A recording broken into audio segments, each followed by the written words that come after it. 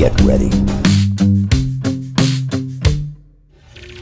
Welcome to the Play to Win podcast, a show where we break down the weekly gaming news through in-depth discussion. My name is Keiran, and I am of course joined by my awesome co-host Tyler. Tyler, how's it going? It's going well, my man. It's going well. I took the day off from work tomorrow because I need a day. I need a day. It's been a good weekend. You know, I'm happy. I'm happy right now. Yeah, I might need to take a day off from doing nothing as well. I've had a very full-on week. Yeah, and you even had like a really full-on like 2 or 4 hours before we recorded? Yeah. I went for a hike with my sister and got lost for like an hour and a half. So that was fun. So instead of walking like I think a mile and a half, I think I walked like 4. So you can never complain about too much exercise. You can't. That's true. You can just say that you got your exercise for the week by doing that if you want. Yeah, basically. I mean, I'm good for the rest of the month. Oh man, good stuff. Yes, this is of course the Play to Win podcast. You can follow us on Twitter and Instagram at Play to Win Game, and follow us over there for updates on the show as well as fun stuff we might share over there. Mm-hmm. And you can also subscribe to us on YouTube where you might be watching this podcast. Remember to take the notification bell when you do, so that you know when videos go live, so that you never miss any.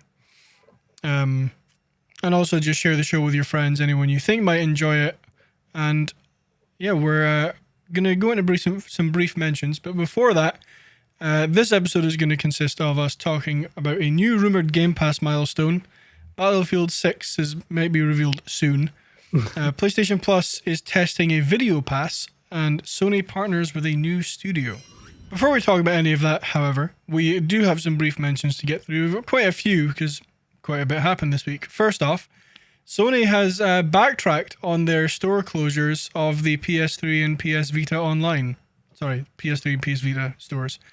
They are no longer being closed. They will remain open, which, I mean, is a good thing, to be fair. I definitely don't have any complaints about this. Right. Neither do I. Like, I think when we recorded, we were just like, it sucks, but it's kind of like an expected thing to happen. Yeah. But it's great that, they are keeping them open for, even if it's only like another year or so, because they didn't say how long they're going to be open for. But it's great that they're still going to be open, even for a little bit. Yeah, probably worth noting actually, the PSP online storefront, it will still close on July 2nd. Yes. There was a quote here. Jim Ryan said, quote, "Recently we notified players that the PlayStation Store for PS3 and PS Vita devices was planned to end this summer. Upon further reflection, however, it's clear that we made the wrong decision here, so today I'm happy to say we will be keeping the PlayStation Store operational for PS3 and PS Vita devices. PSP commerce functionality will retire on July 2nd, 2021 as planned," end quote. So yeah, definitely no complaints. Happy these stores are staying open, my apologies. And although, like Tyler pointed out, as we were having like a brief conversation before we started recording, I mean, these stores are going to close eventually. These aren't going to be around forever, but at least they are continuing to support them for the time being. Yeah. And, like in this, in the blog post where they made the announcement, the article here, we're not reading from the direct blog post, we're reading from a PushScore article about it. But they have the quote here where he says, quote, when we initially came to the decision to end purchasing support for PS3 and PS Vita, it was born out of a number of factors, including commerce support challenges for older devices and the ability for us to focus more of our resources on newer devices where a majority of our gamers are playing on, end quote.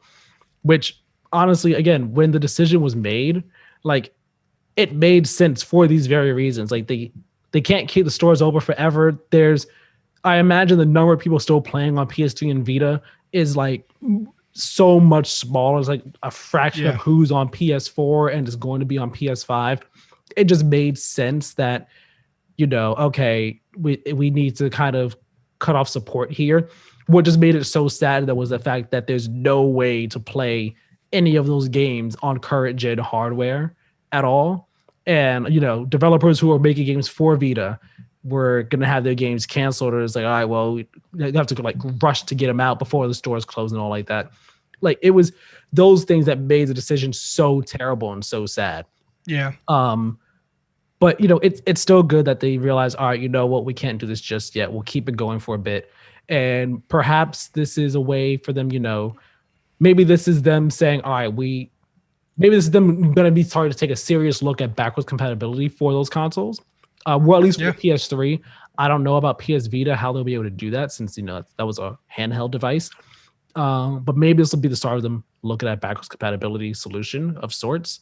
That's not just streaming, but eventually these stores are going to have to close at some point in time. They're going to have to. And maybe when they do, we'll have this conversation all over again. Yeah, probably, actually. We'll just have the exact same conversation we had last week, 2 weeks ago. Right.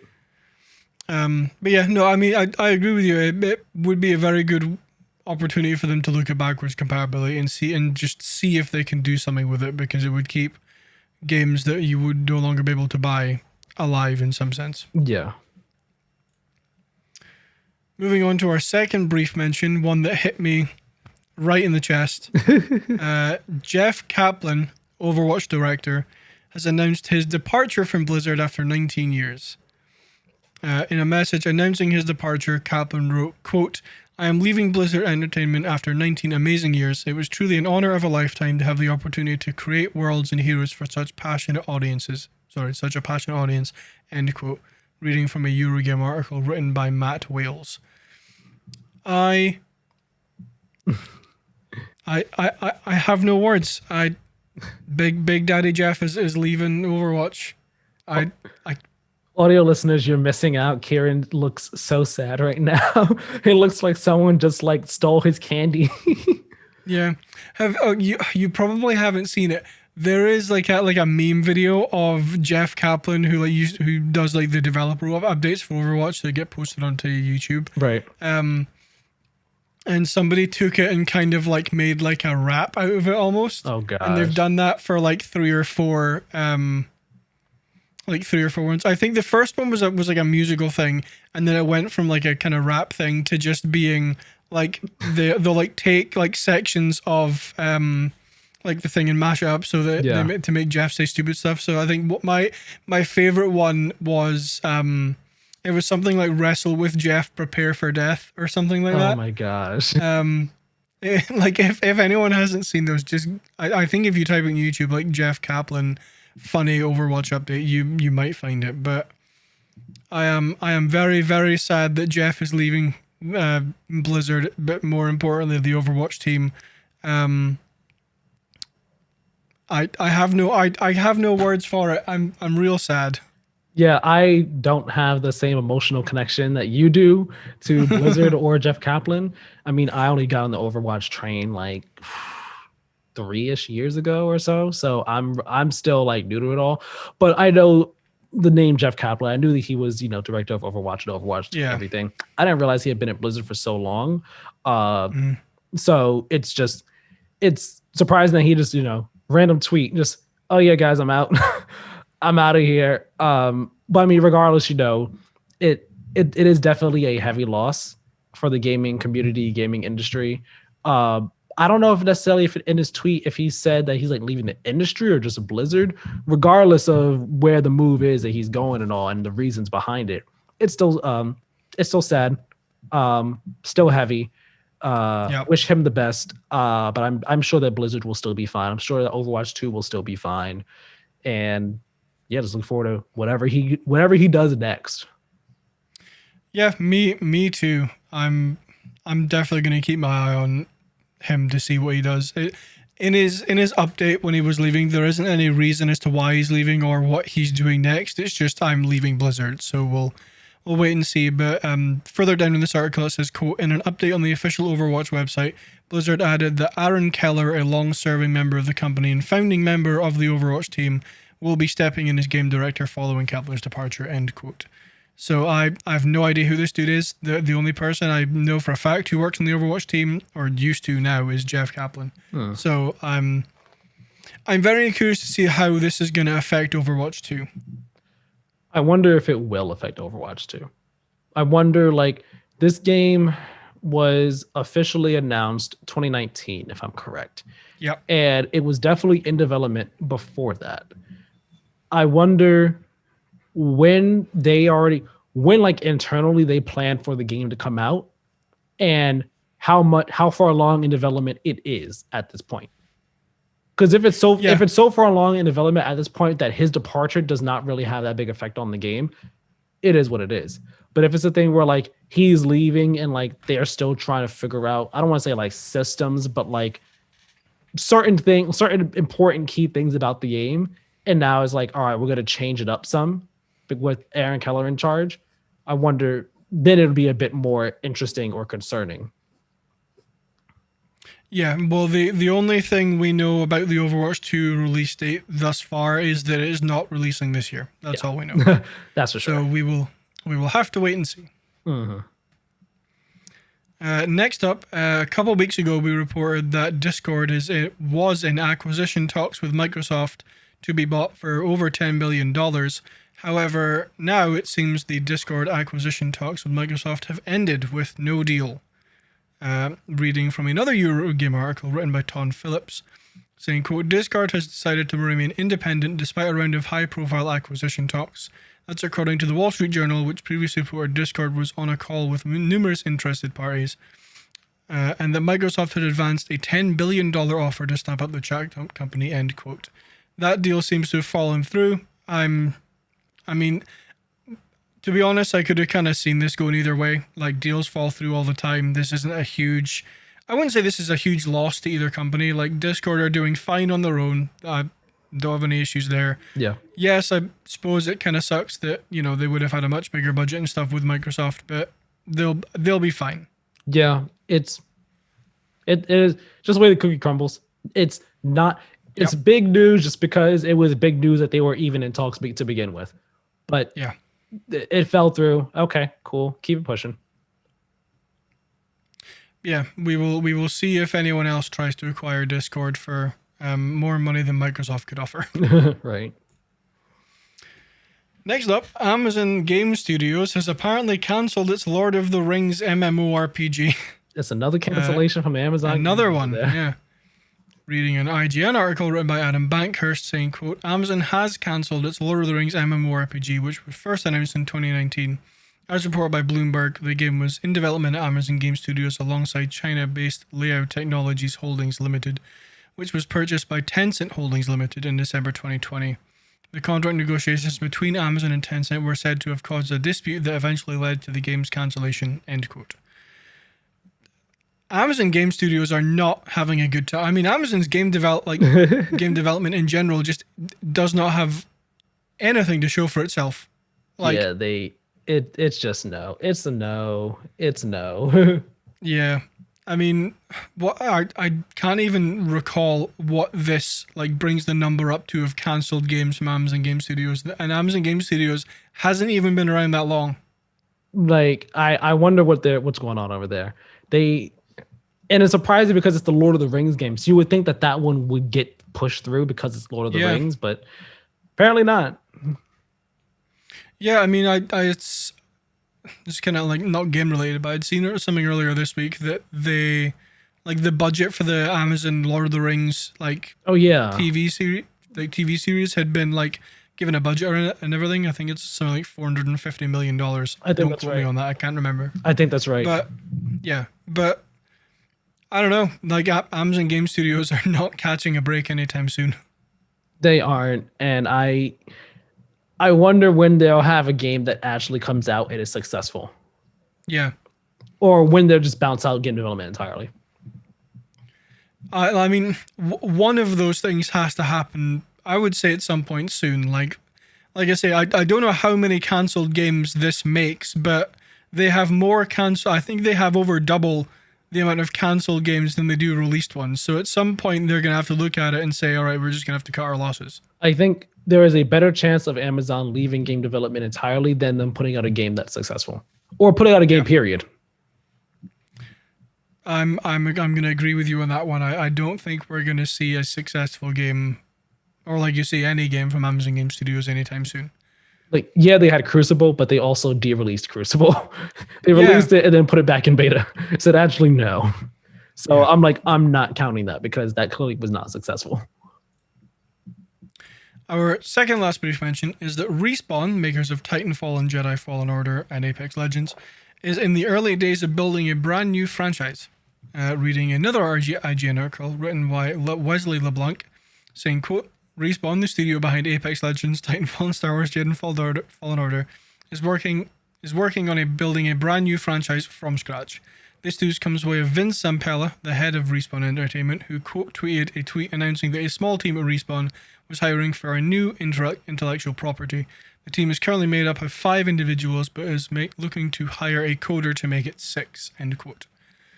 I'm very curious to see what this is going to be. I love Titanfall. I like Jedi Fallen Order a fair amount. I've played a bunch of Apex. I'm really, really looking forward to seeing what this studio comes out with next. As am I. It's funny. I liked Titanfall 2's campaign. I did not think it was the best thing since sliced bread, like a lot of people do. I never played the multiplayer. I only played Titanfall 2 because I think it was like free or like I got it on the cheap. So I was just like, all right, play it. But I think the game is very cool and the movement is very good. And there is a whole lot of potential there for more. I think that Jedi Fallen Order was a good game that could have been great, but was not great, and only got the high praise it did because it was a very good Star Wars game after a long time of not having very good Star Wars games. Yeah. Again, that's not to say that there's not great stuff there. The story was good and could be better. Like I could see them doing more with the story. The combat was good. There's things. The game was good and it could have been improved in different ways. All that to be said, I think a new IP from them. I'm excited to see what this new IP is, whatever it may be. It is also very funny because as soon as I read this, I was like, I hear something. It's as if 1,000 voices all cried out in pain. Like all the Titanfall 3 fans are just sad now. Everyone who's been crying out for Titanfall 3, they're like, where's that game? Where is that game? Yeah, I mean, I definitely wouldn't say no to a Titanfall 3. I'm in the same camp as you. I enjoyed Titanfall 2's campaign. I didn't think it was the best thing since sliced bread. So I'm excited to see what they do. And I'm sure we will see something from this game in a few years, I would imagine. Probably, yeah. Yeah. And our final brief mention is the online multiplayer for free-to-play games on Xbox unlocked starting on April 21st, which was Wednesday. Reading from an Xbox Wire post written by the Xbox Live Gold team, saying, quote, today we are sharing more details on our plans to make online multiplayer in free-to-play games available on Xbox without an Xbox Live Gold subscription. As part of listening to your feedback, this change will take place starting today, and all Xbox players will be able to access online multiplayer at no charge for a library of over 50 free-to-play games that support online multiplayer, end quote. I'm not going to read off the entire list of 50 games because that would take far too much time. If you want to look at it, you can head over to Xbox Wire and look at the article titled Online Multiplayer for Free-to-Play Games. But very, very good that this is happening. This, in my opinion, should have happened far sooner. At this point, I don't see the point in Xbox Live Gold. I mean, as we've talked about it before, the point in it is online multiplayer for those who do not care about Game Pass. Yep. That is the point of it. Online multiplayer for those who don't care about Game Pass and, games with gold, even no matter how bad games with gold may or may not be. Shocker, it is. But regardless of how bad games with gold is, and the online multiplayer for people who don't want Game Pass, which is a sizable amount of people. Not everybody wants Game Pass. Not everybody cares about Game Pass Ultimate. Yeah. So getting rid of it and then saying, hey, now you have to pay more for stuff that you don't want, even if it is a great benefit and a better deal. If you don't want it, you don't want it. And if you have to pay for it to get the thing that you do want, it's annoying and sucks. And on top of that, like online multiplayer, I understand, like people are like, why do we have to pay for it? Especially on the Xbox side where you don't have to do that on PC. On the Xbox side, things it is more controversial because you don't have to pay for it on the PC side. Yeah. But I mean, I think at the end of the day, like, servers cost money and stuff. Yeah. Like it makes sense that you need to pay to play online. It's just very weird the Xbox side that console does, but PC doesn't. Yeah, I mean, I'm going to talk about this more later on when we talk about the Game Pass stuff, but I don't think that Gold is going to be around for much longer. I think once they formally announce, their new Milestone, they formally announce whatever they've got planned next, maybe like a tier system, they might drop the price of they could just bundle regular Game Pass and Gold into one and then, charge a couple pound or a couple dollars more a month than they do for Gold. And yes, people who don't want Game Pass are still paying a little bit more, but not, the full Game Pass Ultimate. Yeah. I mean, again, I'll say my thoughts when we get to that story. Yeah. I'll say my thoughts then. That is going to conclude our brief mentions for this week. As I said, there was quite a lot of like small to medium-ish stuff that happened this week. But now we are going to move on to our big stories. The juicy stuff. The juicy stuff. First up is Battlefield 6. More broadly, just Battlefield in general. But EA announced a Battlefield mobile game, which is hoping to release next year. And they gave us an update on Battlefield 6. I am reading from a blog post on EA.com saying, quote, I know everyone is wanting more details about what's coming to Battlefield this year, and I promise we have a lot to show you in the coming months. We're putting some things together for when we reveal the next generation of Battlefield, and we can't wait to show that you know. You're almost there. You got it. Come on. Yep. Almost. Yep.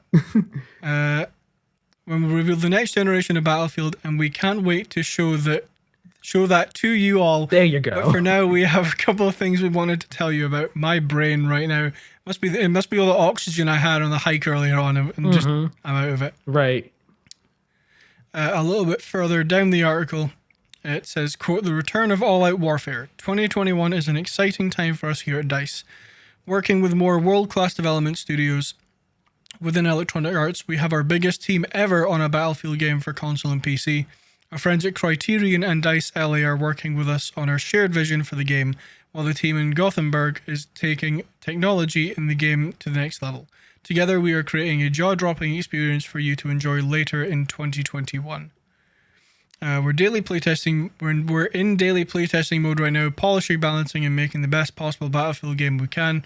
I can tell you it's a bold step. It has everything we love about Battlefield, and it takes all of it to the next level. Epic scale, all-out military warfare, crazy, unexpected moments, game-changing destruction, massive battles packed with more players and mayhem than ever before, all brought to life with the power of next-gen consoles and PCs. Get ready for our reveal in quotes soon, winky face. So, I'm going to go for you first, Tyler. I feel like I've talked enough. Okay. So let me say this. The only Battlefield game I've ever played was Battlefield 3 on PS3.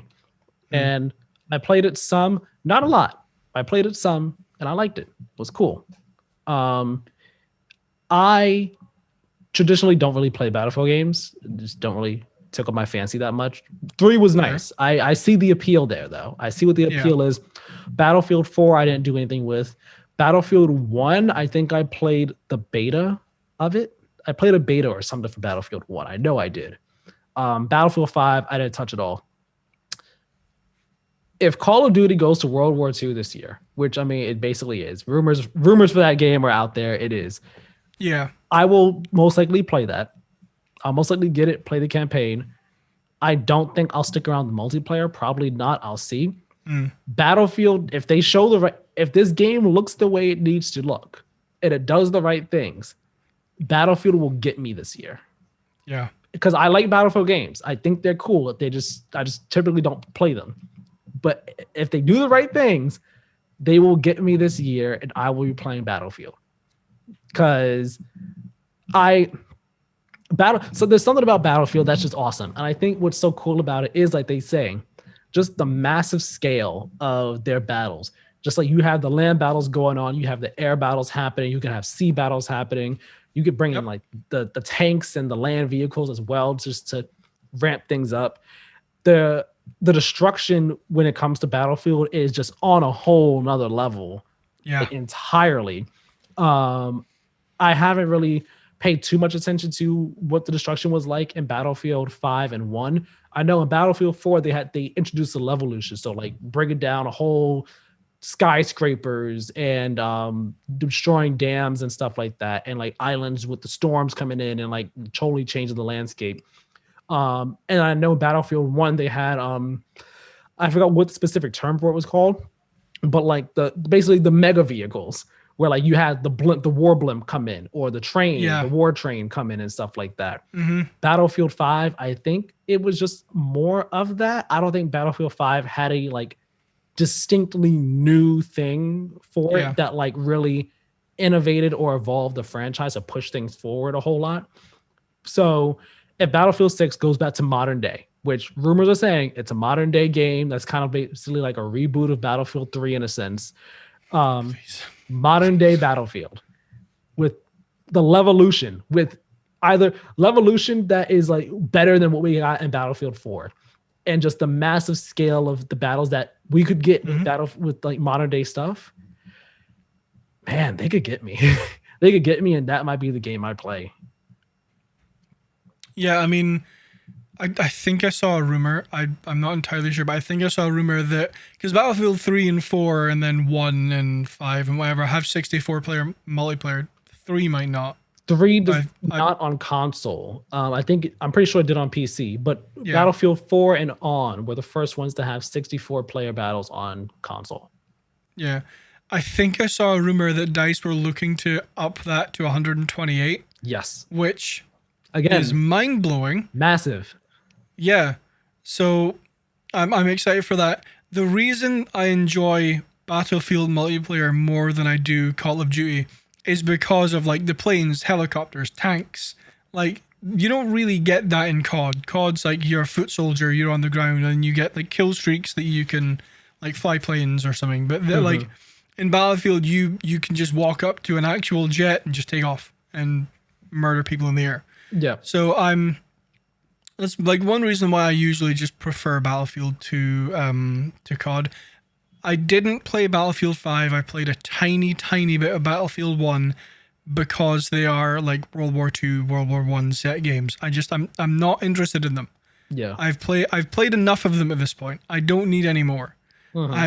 I'm very happy that the rumors are saying this is going back to modern day, because if Call of Duty is going back to World War II, if Battlefield had stayed as like World War II, World War I, that kind of era of battle, I wouldn't be playing like a shooter this year outside of Halo. Like I wouldn't be playing either of them.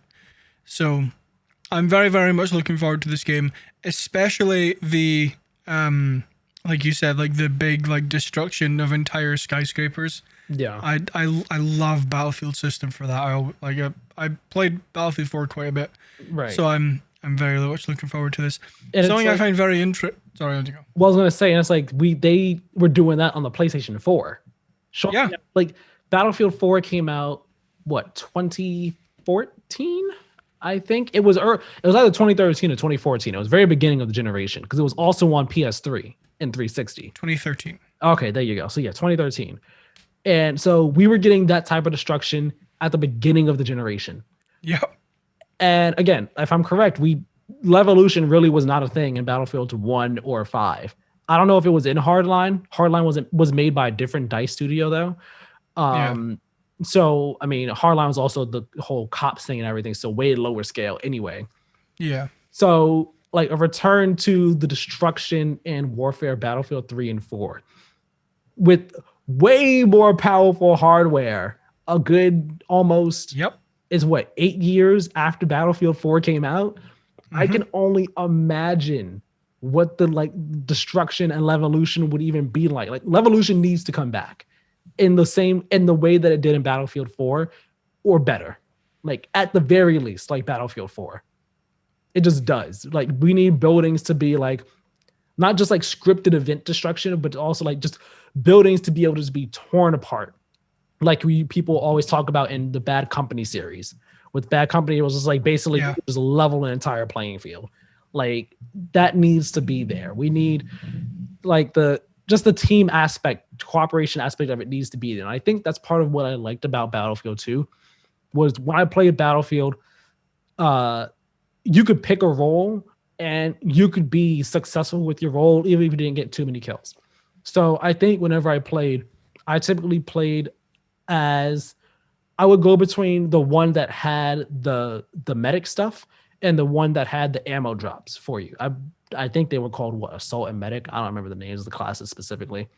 But I would typically play between those two. And like I'm just thinking about now, I hated the level so much, but the metro level, the train station level of Battlefield 3, and just being inside one of those like tiny room, one of those like contained rooms, and just dropping down an ammo kit for my team and just like helping them just like try and shoot out suppressing fire outside the room we're in because we're being like pinned down in there to try and get our way out.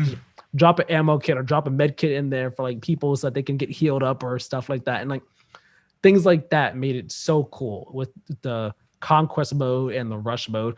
It's a lot of fun. And then, like you said, also the vehicles, just I spawn, and granted, you know, everyone like spawn camps the vehicles so hard in Battlefield. But again, just there's things about Battlefield that are a lot of fun. And though I typically just like preferred Call of Duty because I felt in Call of Duty, you get to the action quicker. So it's not like in Battlefield where you can die and then have to like run and travel quite a bit to get to a fight. And you could die before you even get to the fight, or as soon as you get to the fight after running for a whole minute, you're dead again. You know, like that could be really annoying and frustrating and kind of boring. Yeah. It's Call of Duty, like you're always in the fight, which has its own pros and cons as well. But yeah, I don't know. Something lately has kind of had me itching for something different, and Battlefield, it's looking like it might deliver that something different that I want this year, especially if Call of Duty is in World War II and I'm not really feeling the way the game plays. DICE, you might have my money. Do the right thing here. You got me. A couple interesting things I want to point out. One, at the end of the first paragraph, when it's talking about Battlefield 6, if that's what it's going to be called, it says, quote, "Together we are creating a jaw-dropping experience for you to enjoy later in 2021, end quote," which I take that to mean that it's releasing this year. Yeah.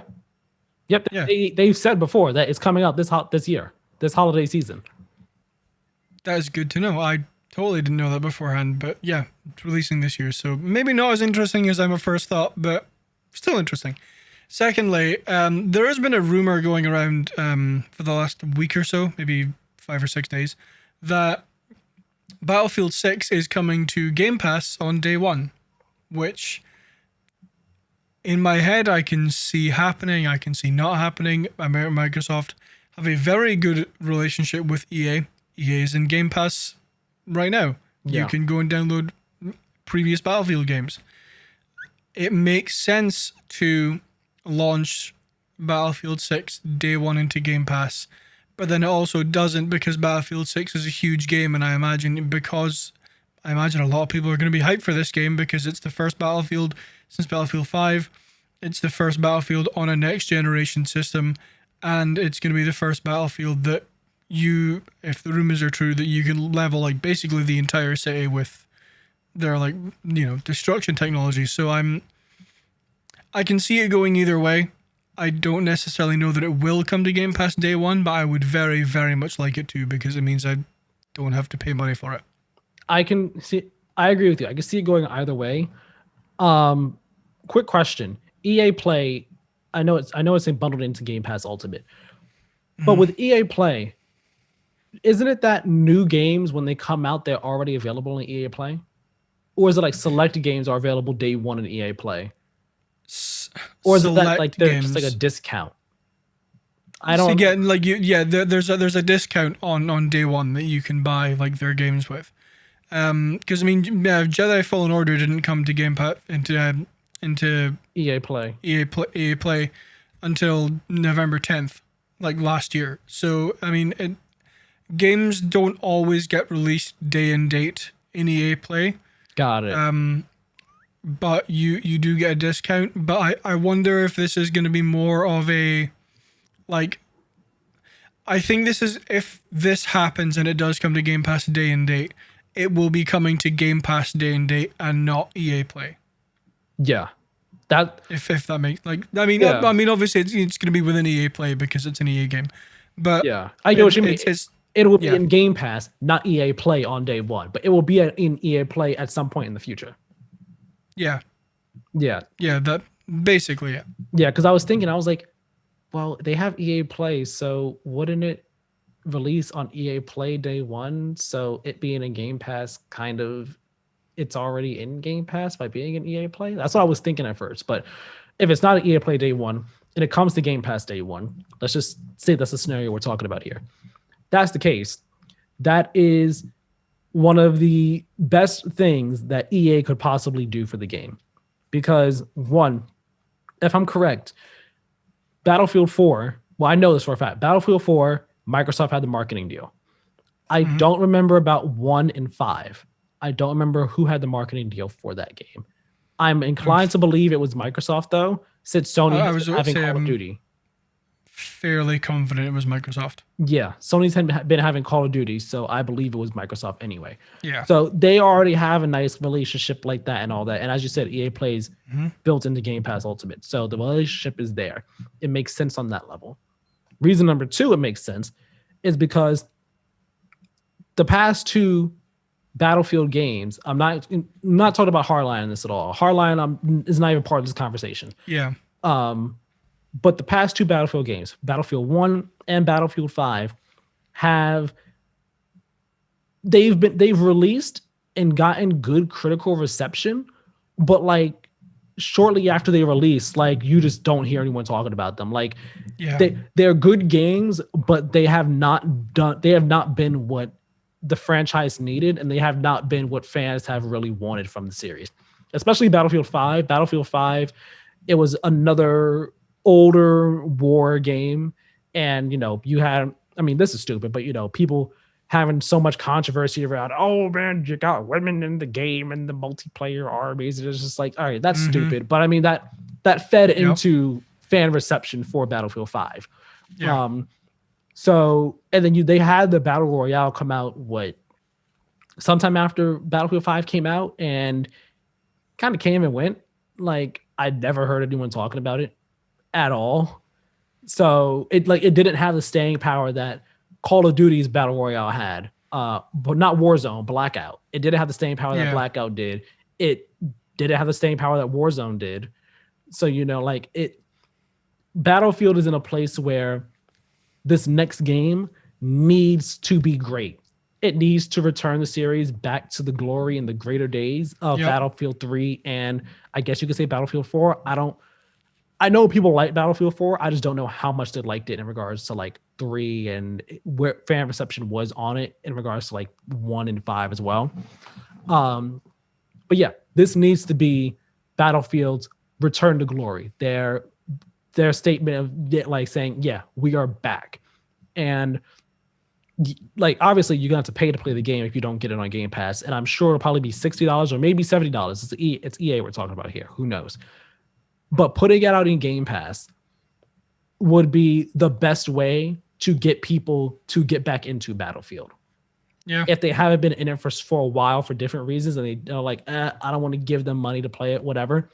If you're subscribed to Game Pass, it just gives all those people the chance to play it without having to, buy the game full price and then be like, okay, you know what? I do like it. And when it leaves Game Pass, you pay, you buy the game at that point in time. It's all just in service of getting the game the biggest audience that it can for this return to glory that the series needs.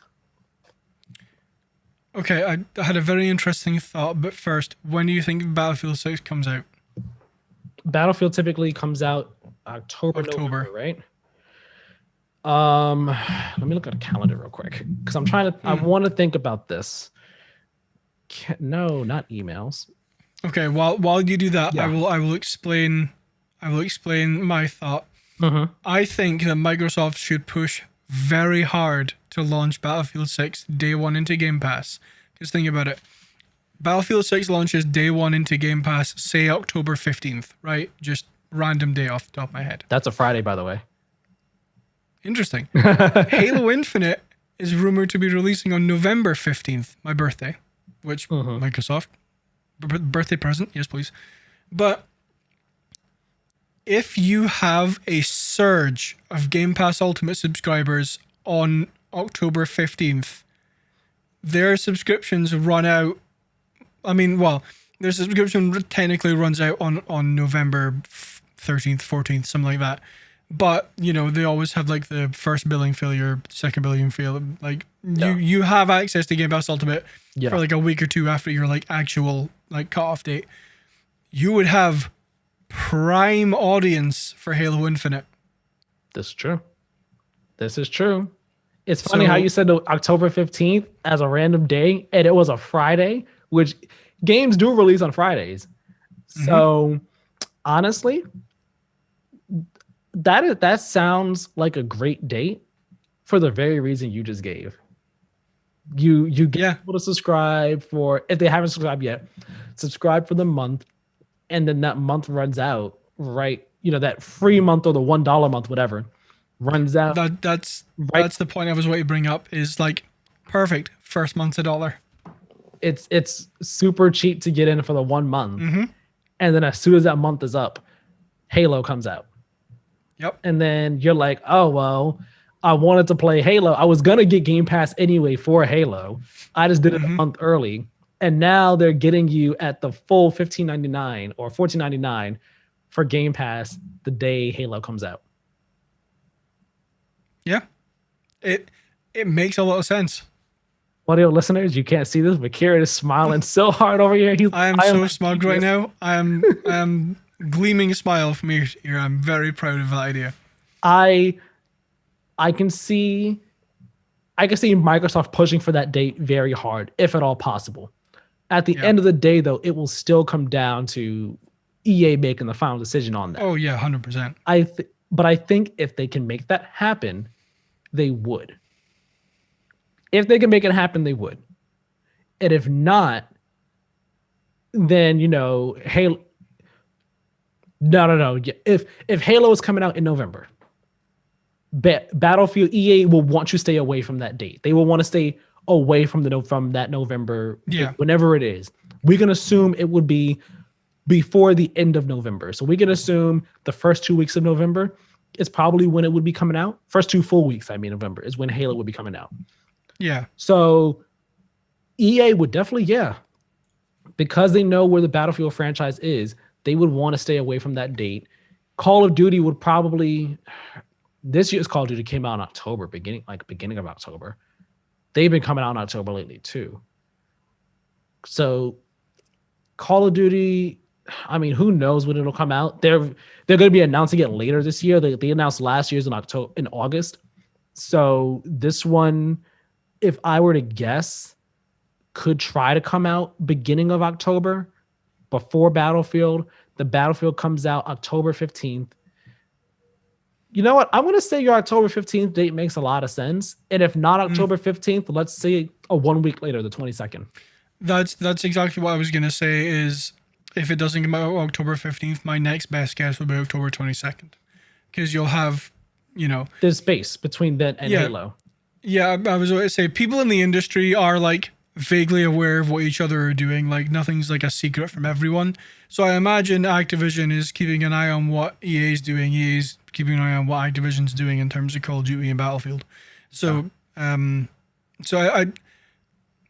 makes a lot of sense for like if Call of Duty launches, say, so what, the 15th is a Friday. Yes. So the 8th, right? If it launches on the 8th, then, you know, EA will probably be aware that it's launching on the 8th before they announce the release date, and will maybe push back the release of Battlefield by a week. Even if they do that, I think it's still plenty of time for when Halo comes out, because Halo would be, 3 weeks later? Yeah. So, and even still, I can see EA, even if Call of Duty comes out, has their release date set for a week before, I can see EA holding steady to their date. yeah. Because Call of Duty will always sell regardless. But if they are very confident in Battlefield, and if it is coming to Game Pass, I could easily see them saying, you know what? It's coming to Game Pass, is what it is. Put it out 1 week later. Yeah. And it won't matter to them one bit. Yeah.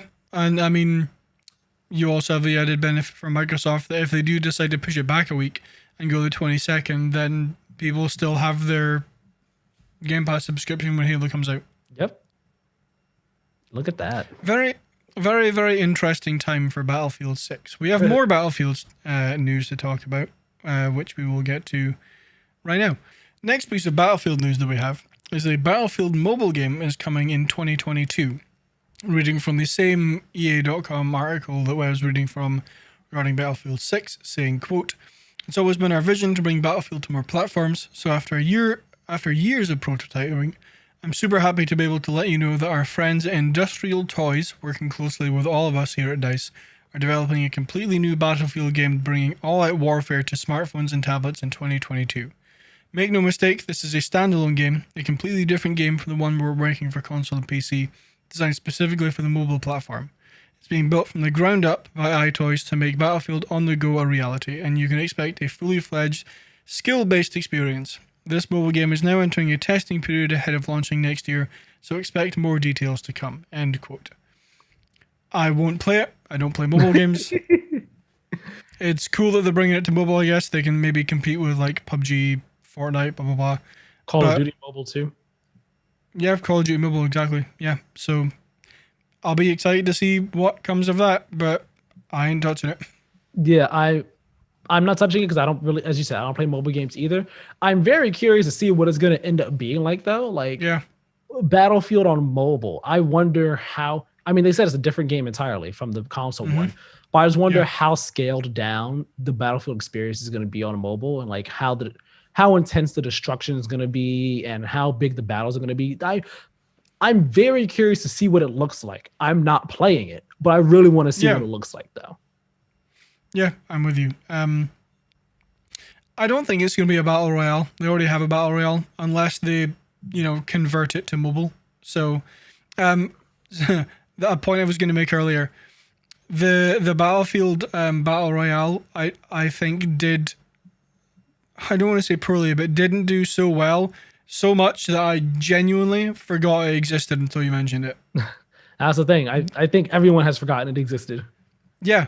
Yeah, I had the last time I heard about that game, like anyone talk about that game, was EA announcing that game. It's the last time I heard anything about that. Yeah, I imagine that they bring it back and they just retool it entirely. Because I mean, they gotta have a battle royale, and Battlefield just fits for a battle royale already. It has a massive scale, so yeah. Or I mean, they could, if it's being like designed specifically for mobile and a completely different game. It could be like some like mini campaign with the battle royale thing tacked on for keeping people on the game. Yeah. But oh yeah, when I was saying the battle royale, I was thinking about the console experience. In terms of mobile, I have no idea, because I mean, even Warzone isn't on mobile. It's just is it not? Oh yeah, no, Call of Duty is just multiplayer. Yeah. So I don't know if Battlefield's mobile thing would be battle royale. I doubt it. Yeah. I imagine it's its own. Probably, maybe it'll be have a campaign of sorts, or maybe it's just strictly multiplayer. And I imagine it's strictly multiplayer. Because I think if they were going to do a battle royale at all, it'll be solely on console. And if they try to do it on mobile, they would want to integrate it with the console experience, but that'll be just way too difficult to do. I don't imagine, with the visual fidelity and just the scale of Battlefield, it's not like Fortnite where it can scale very easily to mobile. Yeah. It just not, and still be all the same, working together and hand in hand and stuff. Yeah, no. Yeah, no, that makes sense.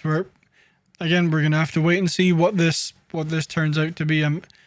I think they will show this the same time they show Battlefield 6. Even if it's just like a trailer being like, this is what the game looks like, or this is what the game is. I don't know necessarily if we'll get gameplay for it, but I feel fairly confident that they might show this at the same time they show Battlefield 6. Yeah. That concludes the Battlefield news for this week. I'm sure we are going to see that probably E3 is the Definitely. best place, I would imagine.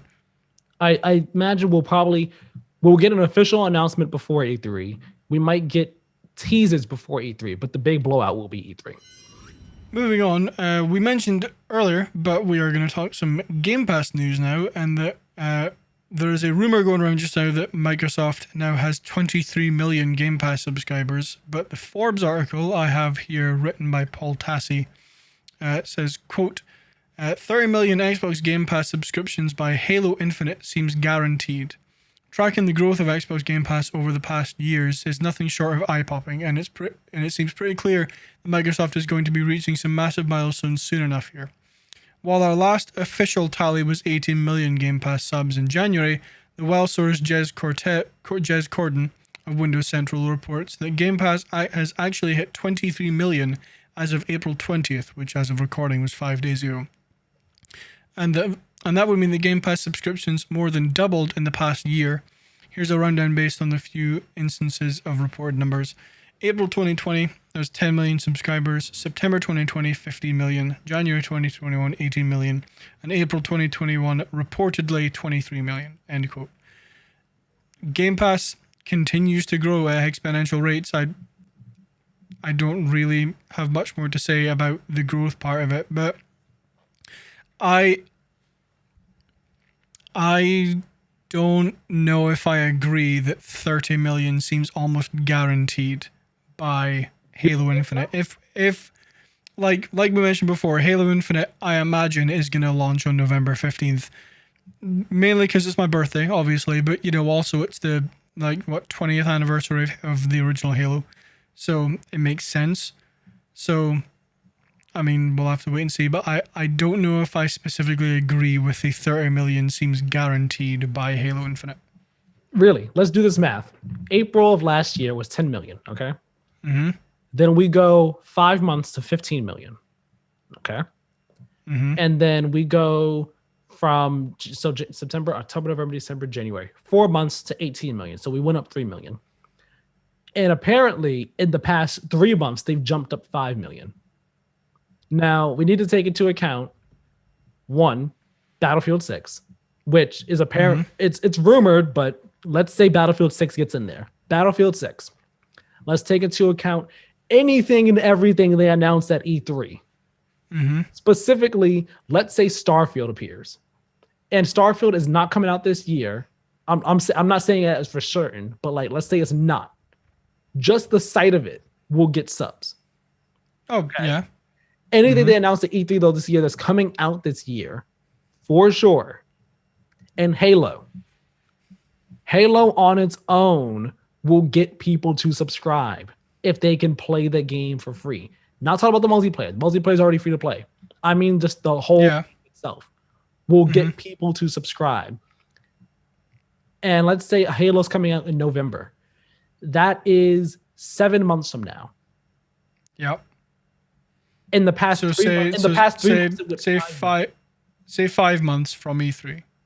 Yes, 5 months from E3, and just in the past 3 months, it went up 5 million.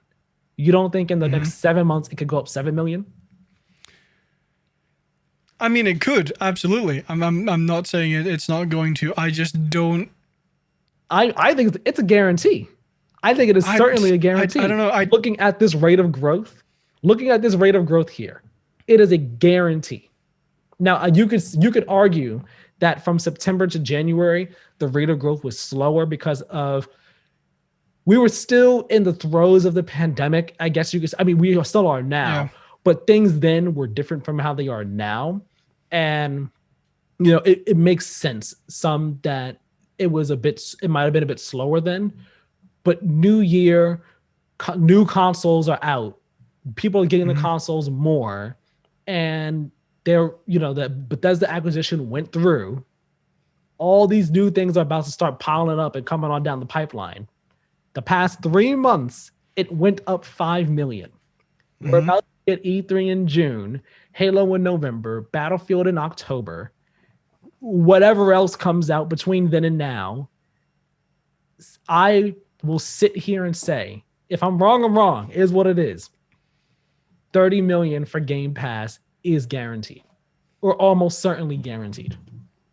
By the time Halo Infinite comes out. If not by the time it comes out, Halo will be what pushes it to 30 million. That's what I was going to say. I don't see it being by Halo Infinite. I think Halo Infinite will be the cause of it to hit 30 million. I think it's going to get damn close, but I don't quite think that it's guaranteed that it's going to hit 30. I can see it happening. I can see it. The past it's 5 million. I would not be surprised if in July we hear that Game Pass is at like 28 million. July. I'm saying maybe like August, September. Reason I said July is because July is weeks after E3, and that's still kind of in the Summer Game Fest area, and I can see people subbing off whatever gets announced at E3. Yeah, I mean, I one of the biggest reasons I think that it's reported or it's rumoredly surged 5 million subscribers since January is the Bethesda acquisition closing. And that's why I'm saying I think anything and everything from E3 will push that up a whole lot. We will wait and see. I'm going to sit here and say that Paul Tassi, I'm going to say that he's pretty right on this. I'm going to agree with him that it seems almost guaranteed. The rate of growth, the correlation, the line graph, the chart, whatever you want to say, it's looking like it's just going to get there. $5 says that you're wrong. I'm not putting money on this. It's not that serious. I'm just saying, if I'm wrong, I'm wrong. But I seriously think that 30 million, it seems very, very possible and very likely. Yeah. All right. I will hold you to that. Okay. As I don't care if I'm wrong. If I'm wrong, it is what it is. It's not that big a deal. I just think it's right. Yeah. But I mean, regardless, I mean, there is a reason that everyone is saying that Game Pass is the best deal in gaming. Like, and this growth, fairly certain, proves that. And now here's the thing. Here we can bring this back to what we talked about earlier. Mm-hmm. E3 comes around, and let's say that they introduce tiers to Game Pass. Mm-hmm. If they introduce tiers to Game Pass, which I mean they kind of have already now, Game Pass and then Game Pass Ultimate. But let's say they have more tiers to it, right? And let's say they do what you said before. Gold is just part of the lowest tier of Game Pass, right? Yep. And Gold is not on its own anymore. Gold is just part of the lowest tier of Game Pass, which just gets you Game Pass and Gold, not the xCloud stuff, not EA. Let's say like they move the EA Play stuff out of Game Pass, like their other partner programs, whatever. Let's say those are part of Game Pass Ultimate. Game Pass is just Game Pass and Xbox Live Gold. Okay, let's say that's what it is. Instantly, Game Pass gets however many gold subscribers there are. Instantly. I just Googled this to like, so, okay. Say you lose, let's just ballpark it and say you lose 20% of your gold subscribers who are like, no, I refuse. I'm not paying for Game Pass. Don't need it. I'll just not have gold. So right now, or as of April 2020, Microsoft's online gaming service has nearly 90 million monthly active users. So say you lose 18 million, like that's probably not going to happen. They'll probably just pay, but let's just say you lose 20%, which would leave you with 72 million, right? Instantly your numbers jump from say 23 million just now to 78 million that are now paying for Game Pass. I don't have anything to say. Like here's the thing. That is a very cheat and snaky way. Oh yeah, 100%. That's to bump your numbers up. That is a really cheap way to just bump your numbers up. Yeah. But I mean, it's a move that they could do, and it's a move where if they did that, and because how much is gold right now for 1 month? That's what I was way to look. If I'm right, isn't it like the same price as Game Pass for a month? Because Game Pass for a month is $9.99, right? Or am I wrong? Game Pass on its own, not Ultimate. Game Pass is $10 a month, just Game Pass, not Ultimate. Right.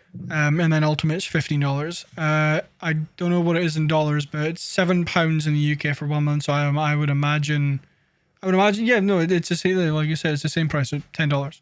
So, yeah, so if they basically say gold is no longer on its own, gold is part of Game Pass. If I'm correct, XBL gold US price. I'm reading. Fairly sure it's $10. I'm reading their most recent thing. Yes, in the US, it's $9.99 for 1 month. Yeah. Let me look at Game Pass very quickly. Game Pass US price. Game Pass US price is, hold on, I'm scrolling down their page to see if they tell me here. Let's see, $9.99. $9.99 for $9.99 for a month. So if they could say Gold and Game Pass on its own are in one. If they keep it at that $9.99 price, the same price you were already paying for Gold, you just now get Game Pass at the exact same price. Yep. No one gets mad. No. You're not paying more for something you don't want. You're paying the same price for something that is way better as a benefit. No one gets mad. Their sub numbers instantly get into the 100s in a really cheap, scummy way, but it happens. Yeah. And then, yeah. Or they could say, you know what?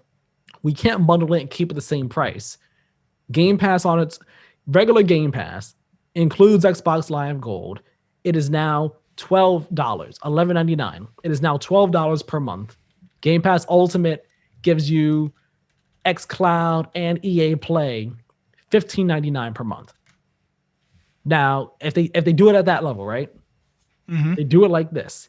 You're now, yes, people are paying $3 more for Gold. Not too much more, but you're still getting more money. Yeah. For all those subs now. I could see that being another possibility. One of those two things could happen. One of those two things could happen. I'm just looking at Keiran right now. Someone was about to come in. He's like, no. He's telling them to go away. Yep. Yeah, one of those two things could happen. Either Gold gets bundled in with Game Pass at the $9.99 level, it stays like that, or it's bundled together and it gets bumped up to like maybe $12 per month. Yeah. If it stays at the $10 price range, no one gets mad. They still keep the same number of Gold subscribers they have now, which is 90 million, and then say you add on some more people. If they get 100 million subscribers to that $10 Game Pass Gold thing a month, it's $1 billion a month they are making off Game Pass. Okay, like, and that to clarify, they don't keep that money. That like they're not making $1 billion in profit. Yeah, there is $1 billion coming in from Game Pass, which is then distributed to costs and whatever. And that's the thing. Like we are not economists over here. There are clearly way smarter people that handle this type of stuff over in Microsoft's boardrooms and everything. But I would imagine that would automatically make Game Pass profitable. Oh, 100%. It would have to. But at the same time, I could see them saying, we're now giving everyone more value. so we have to charge more for it, which is also reasonable. And then, Agree. you know, like it just makes sense. I think that's what can happen. That way, Xbox Live Gold is still a thing, because Xbox Live Gold I don't imagine that's going away at all. It just Xbox Live Gold and regular Game Pass become a thing. Yeah. That is far more likely than them just saying we're scrapping gold, because like you say, there are people who don't want Game Pass, that don't need Game Pass. So it doesn't make sense for Microsoft to entirely remove gold. It does make sense for them to bundle gold and just normal Game Pass, don't include the Xbox Game Pass for PC, and just charge the same price per month. Just charge $10. Yeah, so, and I think that they would call that lowest tier. That lowest tier would just be called Xbox Game Pass. It gives you this gives you your entry to all things gaming related on Xbox. Game Pass Ultimate gives you all this extra stuff too. Yeah, well, that is how they label it. Yeah, I mean, I don't like saying the idea I had anymore, because I don't think it is the idea I had. I think it's the idea that I heard from Phil Spencer, maybe. Mm-hmm. But like the Ubisoft, EA, Square, Konami, whoever, have those at like different price points. So like you can have Xbox Game Pass, which has Gold and Game Pass included, in one for $10 a month. Then for $13-14 a month, you have Xbox Game Pass plus Ubisoft, Xbox Game Pass plus EA, Xbox Game Pass plus Square. And for $20 a month, you have Xbox Game Pass plus Ubisoft plus EA plus Square. And then for $25 a month, you have Xbox Game Pass Ultimate, which is everything. That makes sense. It'll be interesting. It will be very interesting. I am almost certain, though, we're going to hear something big regarding how Game Pass operates in June. I was away to say I'm fairly confident we will be getting a fairly major update on Game Pass at E3 this year. I'll be surprised if we don't get one. Not talking about like games coming to the service. I just mean the way this thing operates. Yeah. Well, I mean, we can at least rule out one tier. You're not going to have Xbox Game Pass plus Bethesda. Man, that'd be really funny if they did that. Oh yeah, we own them, but they're still their own thing here. Yeah. Okay, that is going to conclude our Game Pass discussion for this week. Moving on to the other side of the field, we have some PlayStation news, in that PlayStation Plus Video Pass is a streaming app is currently being tested in Poland. Reading from an IGN article written by Joe Screbbles, saying, quote, Sony has confirmed that the PlayStation Pass Video Pass, it's weird, is a trial service running in Poland for a year and will offer 21 movies and TV shows at no extra cost to PS Plus subscribers. Speaking to Spider's Web, Sony's Nick McGuire explains that the pass comes in the form of a PS4, PS5 app, which initially allows PS Plus subscribers to watch 21 movies and TV, including Venom, Baby Driver, and all 6 seasons of Community. McGuire says new titles will be added to that list every 3 months, and no change to PS Plus's price in Poland will be made, end quote. It's an interesting idea. I think this would work rather well, actually. It's another benefit for PS Plus. Yeah, so you and I were kind of talking about it a bit before the show. It's like you said, it's a good idea. I like it. Yeah. It's just a nice extra benefit. And I mean, what's here right now with the service in Poland, which is being run for a year, the trial service. What's here now, I imagine, because like they said, they'll add more stuff over like every 3 months. But what I imagine is here, like just these movies and TV shows, when the full thing comes out, if the full thing happens, I imagine this wouldn't be it. I imagine that they would try and get like every Sony freaking funded movie that's out there, every Sony funded show that's out there, or at least the ones that matter out there. But most crucially, I imagine they would try and get all their anime stuff on there, bundled in. Because yes, not every gamer is into anime, but gaming and anime communities, the Venn diagram is just basically it's a giant overlap between the two of them. And that would be huge. That would get a lot of people to use the Video Pass service. And that would make it much more valuable to people. Like just regular movies and TV shows on their own isn't enough to make this so much more valuable. It's nice. I'm not saying it's not nice or cool. It is. But it's just like, okay, I guess. Yeah. Putting the anime streaming services in there automatically makes it bigger. All that being said, I do not think this is enough to compete with Game Pass, because it's good on its own as a video thing, but video and gaming are two very different things. Yeah. And it will add value to PlayStation Plus.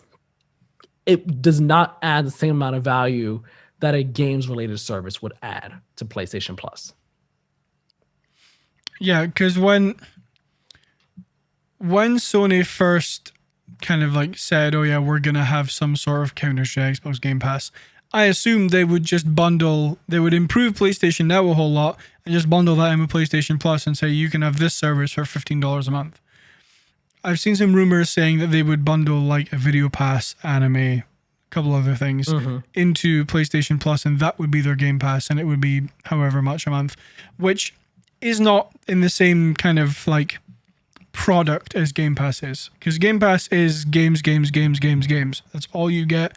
You get additional perks like Discord, and you get but most of the perks are related to in-game stuff. Like you'll get a skin pack or a new ship in World of Warships or something like that.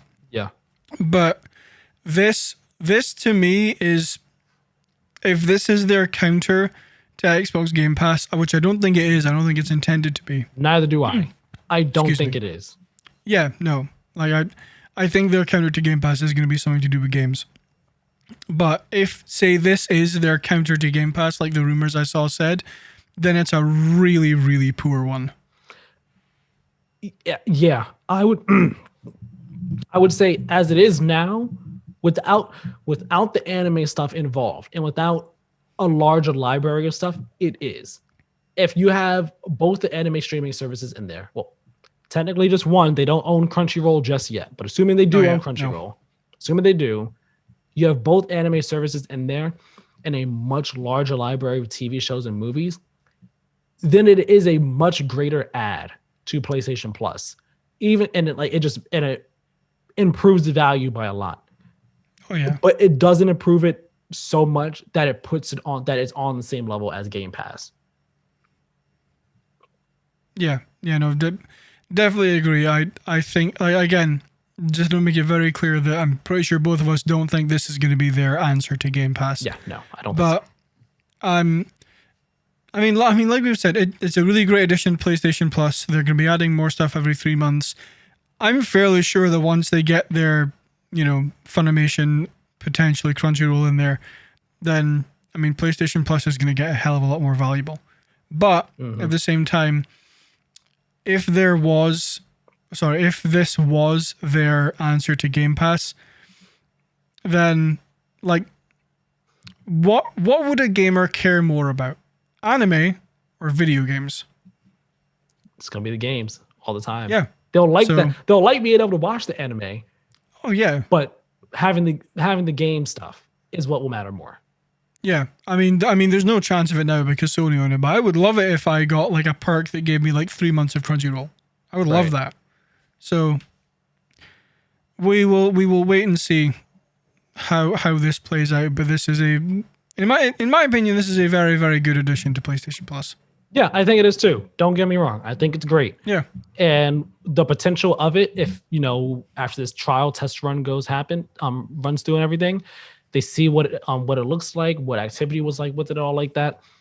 And whatever it ends up fully being, there is great potential there for it to be a great value add.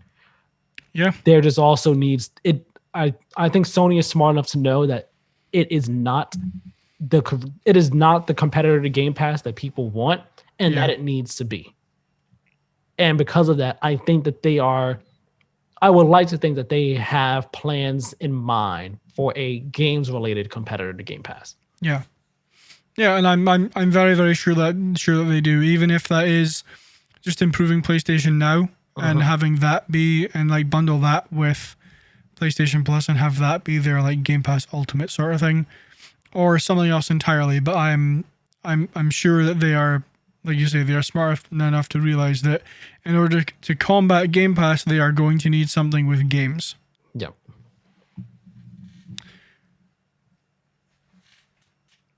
I'm gonna take another drink. Actually, my throat is getting fairly dry. Ooh, while you do that, I need to see something real quickly. All right. Okay. All of this can just be like a cutout thing. Yeah. I'm just planning on cutting this out and then edit it back together. My mother. I want to see if I can plug my light into this portable charger and if it'll work.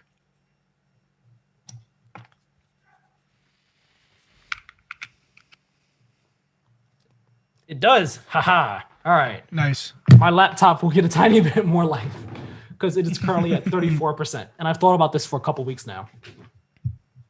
Okay. So you are taking the next part. All right. Let me know when you want me to actually because you got to lead this. Well, you got to lead it into me leading it. I do. Give me a second. Apparently my dock closed.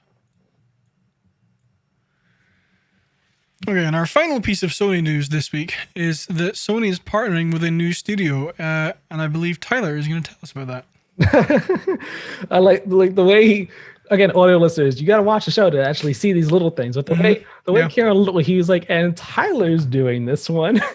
It's like when you're doing a group project and it's like you're just like, and this is the part I am not specialized in. This person will do it for me. Yeah, Tyler, you can take over now. I will gladly take over for this though. So yeah, Sony has announced that they are partnering with a new studio. The studio is called Firewalk Studios. My mistake. I said Firehawk. This is not Borderlands. So yes, their partnership is with Probably Monsters, really. Probably Monsters, I believe, is like a publisher that has a number of different studios under them. Firewalk Studios being one of them. One of their other studios, if you go to Probably Monsters website, you can see the different studios. One of their studios, I believe, is working on a RPG, a AAA RPG. I forgot what the other studio is working on because I looked at their website to see. But Firewalk Studios is one of Probably Monsters' development teams. And Sony and them have come into a partnership, and Firewalk is making a AAA multiplayer game. We know nothing about this game at all. We don't know setting and we don't know setting. We don't know if it's third person, first person. We don't know if it's like a MOBA type, if it's a character action game, like Overwatch. In that sense, we don't know anything aside from the fact that it exists and it is in development, and Sony is backing it. So they had put out a post on the PlayStation blog announcing this, but IGN actually got an exclusive interview with head of PlayStation Worldwide Studios, Herman Holst, and multiple different people over at Firewalk Studios, including Tony, I believe it's Sue. His last name is spelled HSU. I believe it is pronounced Sue, but I very well could be wrong. So, yeah, I'm going to read some bits from this interview here. So, the head of PlayStation Studios, head of PlayStation Worldwide Studios, Herman Holst, when he was talking about why PlayStation partnered with Firewalk, he said here, quote, Firewalk is an incredibly talented bunch of people, and they have worked on very interesting games collectively and individually in the past. I want to put a pause right there real quick because I forgot to mention Firewalk Studios is made up of former Destiny and Bungie devs and devs some multiple different big name teams and everything like that. It says here in the IGN article, they're made up of former Destiny, Halo, Apex Legends, Call of Duty, and other games. So the devs here have pedigree. Yeah. So that's the Herman Holst quote. He said here, they're a brand new team. Working with Firewalk gives us the best of two worlds. On the one hand, we get to collaborate with the studio right off the bat. So we get that magical early stage full of curiosity, exploring new ways of making games and making new games. And on the other hand, there is a real depth of experience. And then moving on down a bit, he says again, at PlayStation Studios, we're storytellers, and not exclusively, because I do believe we have a distinctive and diverse slate of games. But some of our most loved games are indeed single-player, character-based narrative experiences, and we'll always carry on and continue to make those.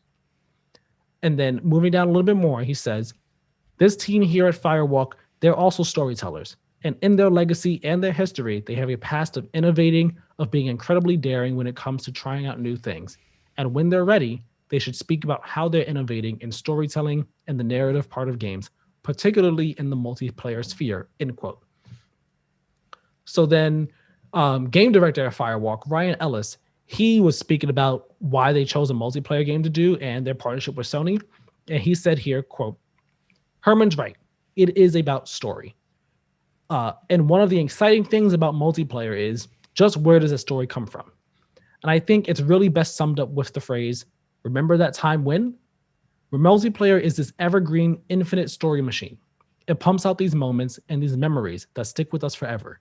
And I think Sony understands that and believes in that. And so do we, and that's why we love it, end quote. So with Keiran, after reading all this, I know you didn't read the full interview or the blog post and all like that. No. But what do you take away from this? Because honestly, I've read this and I think we got more from this announcement than we did from Jade Raymond's studio, Haven, that got announced some time ago. And that announcement was like, hey, we're making a game. See you when we see you. Yeah. But this one, it's on a service level, it's just, hey, we're making a game. See you when we see you. But I think there's a bit more here to chew on in terms of why they're working together and what their game is. We know it's a AAA multiplayer game. They look at the stories that you have just with your friends when you're playing games, and they see value in that. And PlayStation sees value in that as well and thinks there's something really special there. So yeah, in light of everything that's been surrounding PlayStation recently, what do you take away from this? That first quote that you read from Hulst, I don't think he did this on purpose. I think it's just kind of what I'm taking away from it, and I'm not criticizing him for it because I think he's perfectly justified in it. But I almost feel like this is somewhat a jab at Microsoft because they're buying studios, right? They're buying studios that have long histories, like not strong partnerships with them. But this is, Sony have, for the most part, in fact, basically only bought studios that have made exclusively PlayStation games or that they have a very, very, very strong relationship with. Whereas Microsoft are just like, yeah, we'll just give you a bunch of money and you're ours now. Like, regardless of whether they've been working with them or not.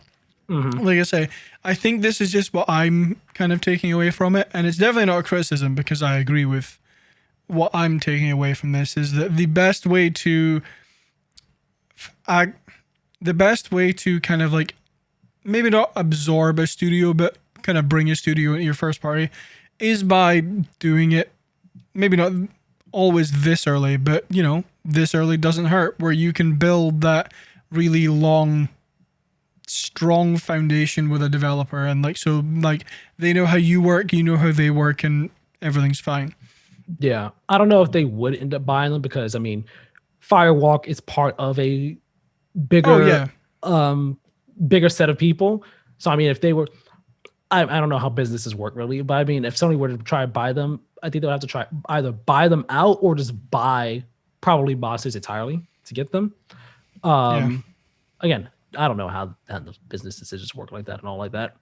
But yeah, I kind of got the same thing you said as well. When I read that first quote, I was like, this is what you guys have done. You guys have always this is what not Herman, but Jim Ryan has said before, where they organically build their studios, and some people took that to me like, oh, no, you guys don't. You guys bought this company. This company is like, when they say organically build them up or whatever, it's like they work with them from the start. Yeah, they work with them when they're small and build them up to when they're big and either buy them along the way or buy them once they are big and everything like that.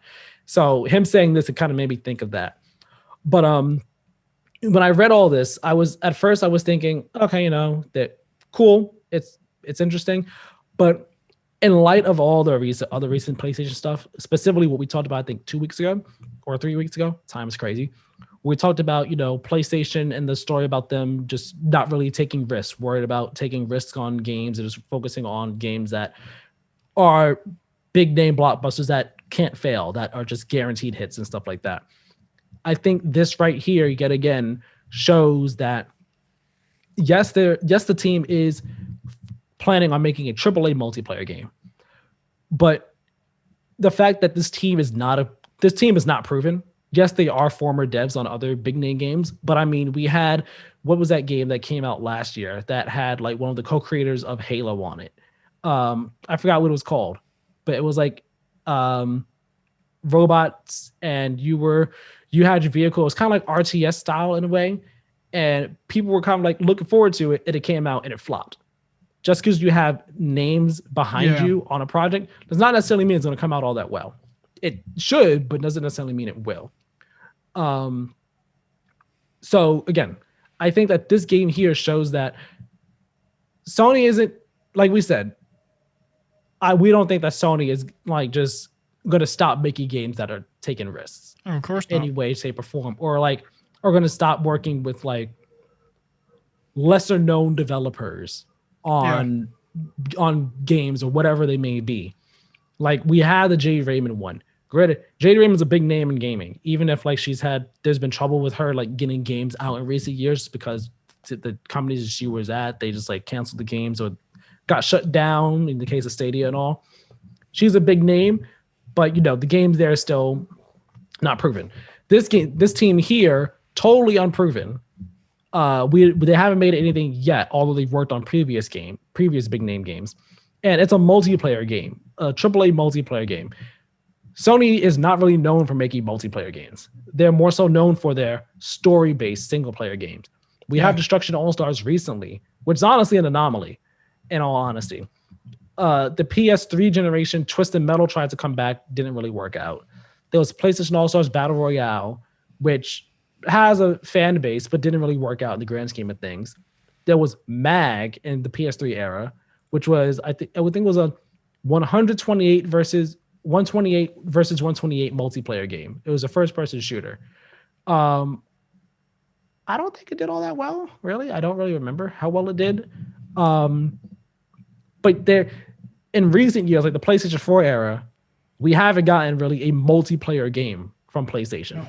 Like a multiplayer-focused game from PlayStation. Yeah. So them partnering with the development team here to create one that's meant to be AAA, I think it's noteworthy and shows that they're not worried about, that they're not worried about trying to take a risk on something different for them. As as Herman Hull said, they want to have a diverse slate of games. They believes they have one, and they want to have more that are even different from what they have been doing. Yeah, but I mean that's something I was going to bring up is like the one type of game that I would say Sony really need is a multiplayer game because they don't really have any. Yeah. Like if you look at Microsoft, they don't really have any really good, solid single-player story games, whereas PlayStation do. Although Microsoft have a fair number of pretty dang good multiplayer games. You look at Sony, they don't really have any multiplayer games that are of note. Right. I don't think, but they have very, very good, single-player story games. Not like neither of them has nailed both. Right. If this game comes out and it doesn't even have to be perfect or great. It just has to be good enough that people want to play it. Right. If they can do that, then they've nailed both and they're set. Exactly. Like I would argue PlayStation does not need a multiplayer game. It would be nice to have. So like you said, if this comes out, it is great. That's awesome. They win automatically because of that. Yeah. They don't need this game, but they see value in having a game like this in their library. And there is value in him having a game like this in their library. Even if it's not from one of their own first party development studios. It'll or like in essence kind of be a first party game in essence. Basically. Like, so having a first party multiplayer game from PlayStation, there's value in that. I think that, I think it'll be interesting and cool to see.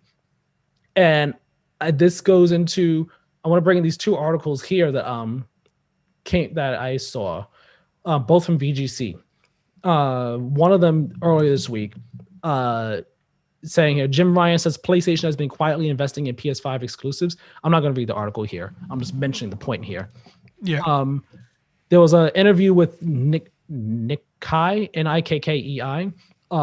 It's a Japanese site. It's held behind a paywall. So VGC translated the interview where Jim Ryan was talking to them. And he was basically saying, that they've been quietly investing in first party exclusives, and that they might, pursue more acquisitions in the future to bolster their in-house development stuff. So like here he says, quote, "We have been quietly but steadily investing in high quality games for PlayStation, and we will make sure the PS5 generation will have more dedicated software than ever before. We have repeatedly engaged in mergers and acquisitions, including Insomniac Games in the US. We will not rule out that option in the future."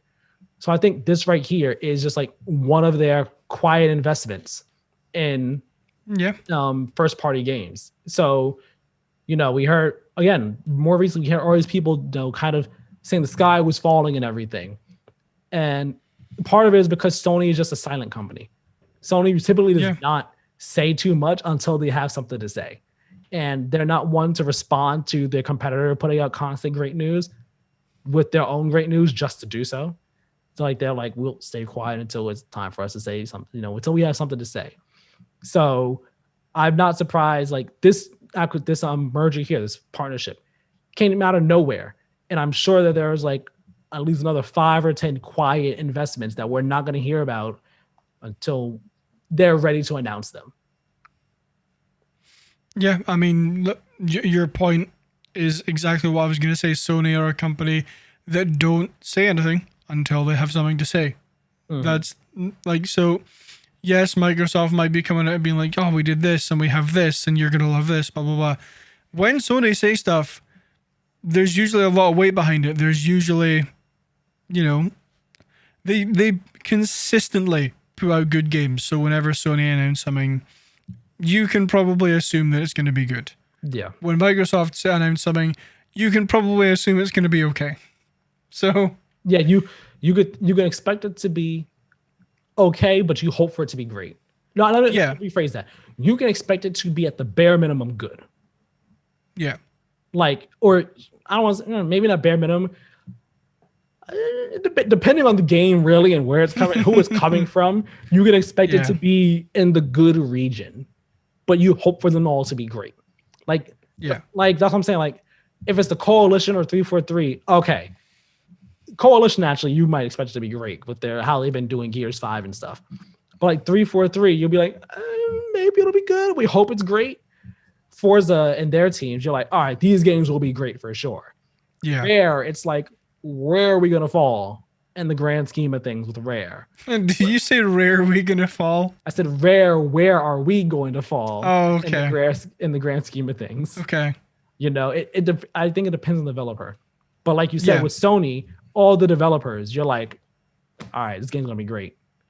Yeah. With Microsoft, you expect it to be okay or in that good region, but it's sometimes great. You hope for it to be great. With Sony, you expect it to be great. You are very surprised if it's not. Exactly. So, and then the other article here from VGC, PlayStation is insisting it's committed to releasing experimental games alongside blockbusters.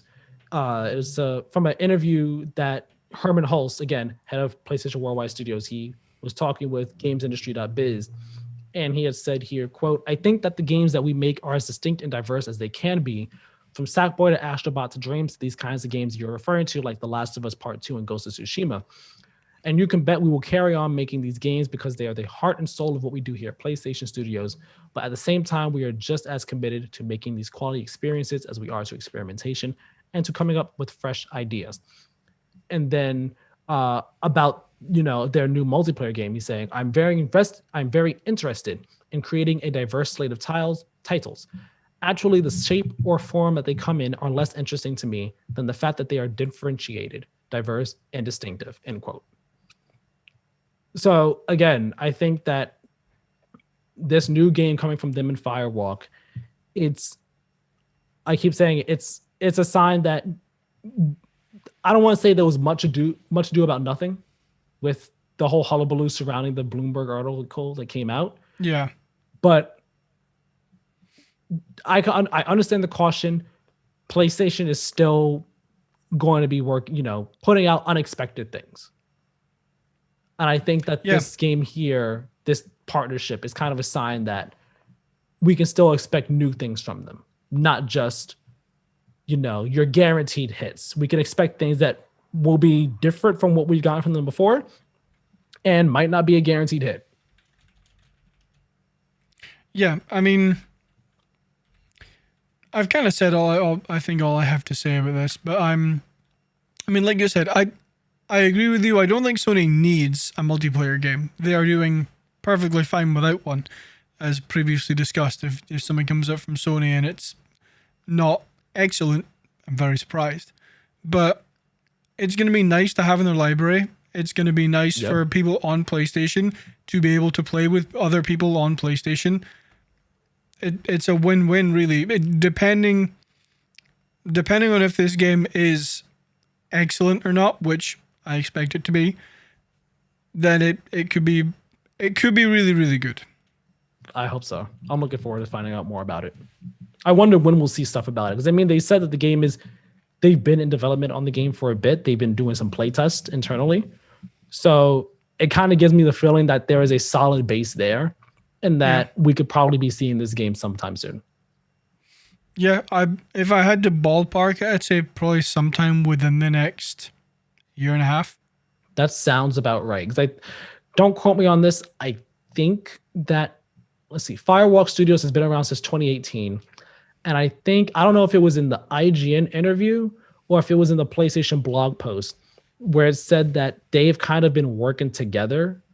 Here it is in the IGN article. It says here, the project will be Firewalk's first game since the studio's founding in 2018. And both sides of the partnership have been talking since then about the potential for this new but experienced team's game. So this game, you can imagine it's been in some form of development for the past 3 years. Pre-production at some point in time in 2018. Sony's been working alongside them since then. So maybe the game entered full production, 2019, 2020? I'd say probably mid 2019 to early 2020. So we could probably see this game earliest.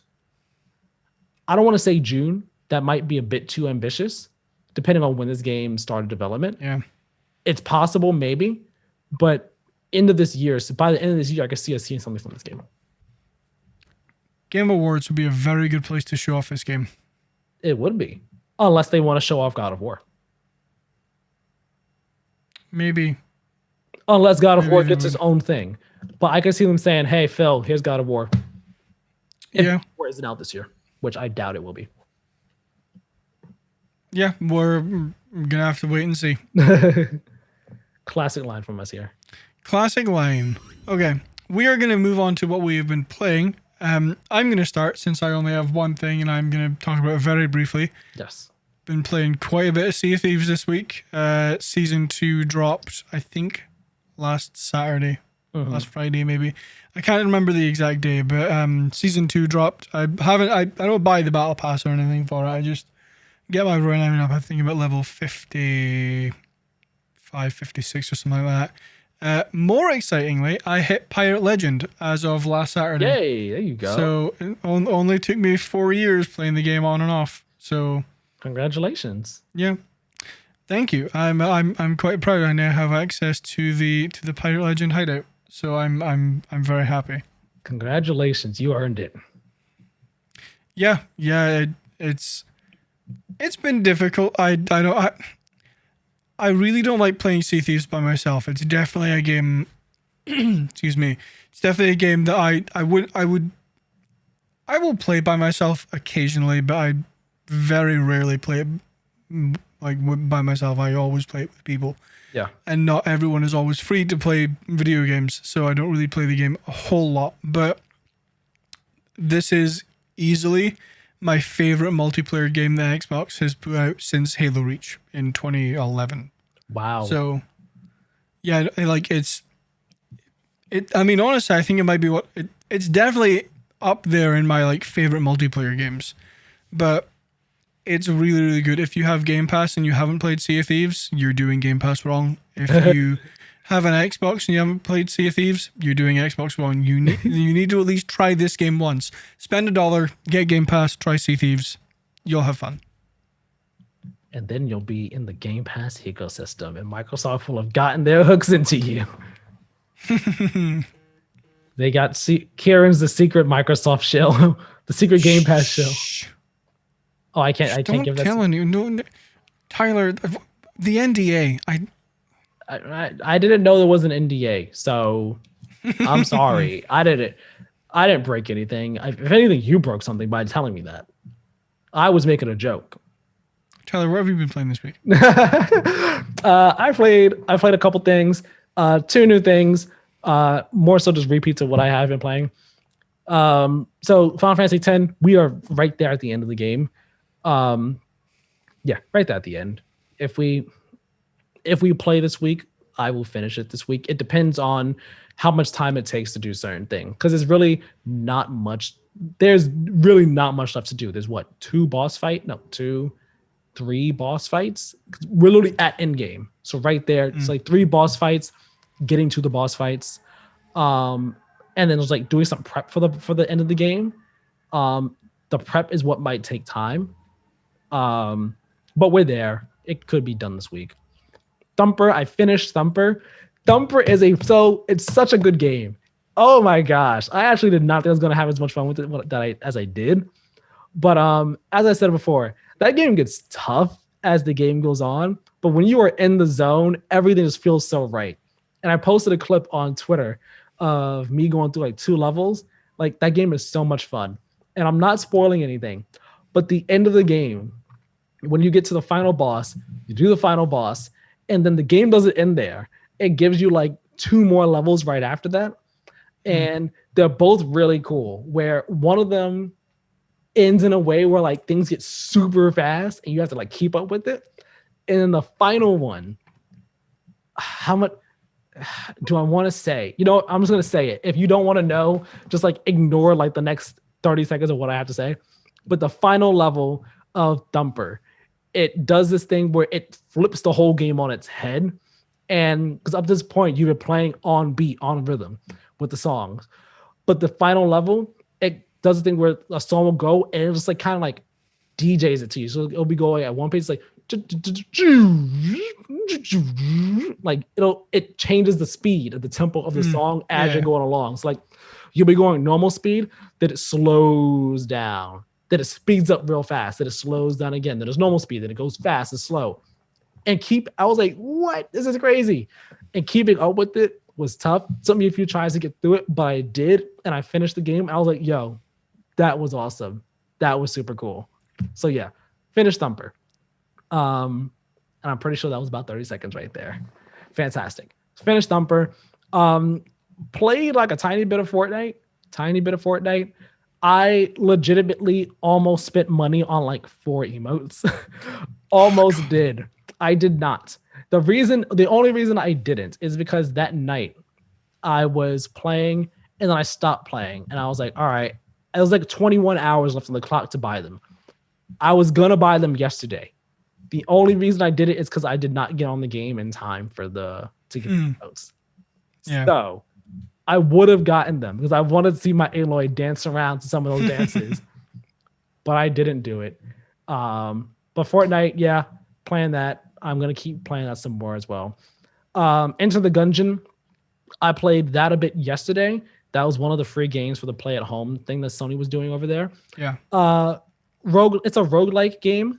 My first time really playing a roguelike. I didn't realize it was a roguelike until I died. I was like, oh, it's one of these games. Gotcha. But I mean, it's cool. You you play as different characters with their guns, and the story behind it is there's a gungeon, and at the very bottom of the gungeon, there's like this gun that can change time or turn back time, and like all these bounty hunters or whatever have been trying to go into the gungeon and get the gun so that they can, change time and everything. So that's the main story crux behind it. And each floor you have, like, I don't really play roguelikes, but I imagine people can, it's like what you would expect from a roguelike. Each floor, procedurally generated, you go through each room. Yep. You're finding the things. Each run is randomized in terms of what weapons you find and so on and so forth. I got to the second floor and I saved there. Because I got to the second floor once and then I died. Then I got to the second floor again and I saved and I stopped for the night. Because I just wanted to play for a tiny bit. But that's fun. I'll probably play that sometimes if I'm just like need a quick 30 minutes to play something. I don't want to play something too intense. Just play that. Yeah. That's how I did Thumper. Thumper is a game where I could get through like a bunch of levels, like a good 30 minutes. So yeah, that was that. Persona 5 Strikers. I am 25 hours into it, I think. I played a good amount yesterday. I plan to play a good amount today as well after we're done recording. That game is great. I can't talk about it enough. Well, I haven't been talking about it enough, actually, because haven't gotten a chance to play too much. But I just finished, actually, the 4th jail, which was actually very short. It was much shorter than I thought it would be. Finished the 4th jail. So I finished the 4th jail yesterday, and I finished the 3rd jail during the week. So we are moving on to the 5th one. I do plan, when I finish this game, I do plan to do a review for it here on the channel. So you can look forward to that. Yeah, I have like about almost a terabyte of footage recorded for this game on my external hard drive. It's on my external hard drive, which has like 5 terabytes, so it's fine. Fair. But yeah, because I've been, just record everything, and go from there. It's gonna be interesting putting this video review together. So yeah, doing some of that. And I think the more interesting things of what I played here are the Resident Evil Village demos. Now, we talked about this last week, how Capcom has their very complicated and confusing demo schedule release thing. Give me a headache. It's very silly. This coming weekend, after the episode goes live, the demo, I believe, will be available for everyone on all systems to play. And it'll be, I believe, don't quote me on this because their whole scheme is confusing. Yep. Both demos will be available to play for a combined 60 minutes, but you really want to try to split your time between 2 of them. So the Village demo went live the weekend after we recorded the previous episode. It went live that very night. And I did it. It was definitely creepy. And I didn't finish the demo in time, but where I got to was basically the end. So like it starts off and you're like, you walk to the village, you meet like the witch looking lady, not Lady Demetress, not the tall lady, but like this older lady that we've been seeing in trailers who looks kind of like a witch. Yeah. You see her, you walk into the village, and like you can like explore buildings and everything. The village looks really nice. It looks really I like the way it's designed and detailed. It looks really creepy too. So then you end up meeting this woman and her dad in this house, and they're like, they've been hurt and all. So you're like, all right, let me try and actually, no, that's not what happened first. You have to try, you're trying to get somewhere, I think to the castle. And then you're looking for stuff, and then the bell rings. And when the bell rings, that's when the lichens are coming out. So then you're trying to go somewhere, and you're trying to find a house to find a piece of something you need to open a door. And then you have to go past this, like, I guess a field of like grass or whatever. And have you ever seen Jurassic Park 2, The Lost World? I have, but a long time ago. Okay, I'm asking is a specific scene. Do you remember the raptor scene in the grass?